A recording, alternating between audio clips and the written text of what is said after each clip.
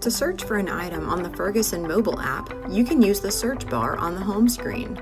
The search bar will accept both product codes and descriptions, and will search the Ferguson product catalog for any items matching the search criteria.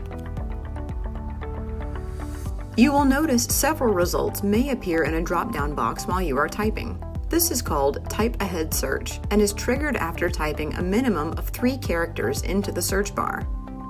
If your results are on this drop-down, you can click onto the page from here. If not, continue typing your product code or description and click Search.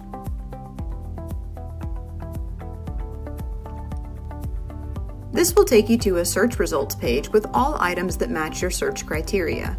To narrow down what you're looking for, click Search Range and choose Nearby Stores or In My Store. Nearby stores will only show you search results based on availability of nearby branches. In My Store will only show you availability of the store you have set your job board to. If you'd like to view inventory at a different branch than what your job board is set to, you can use the drop-down in the search range. Keep in mind, this will update your job board, and when placing an order, it will default to order from the new branch you have chosen.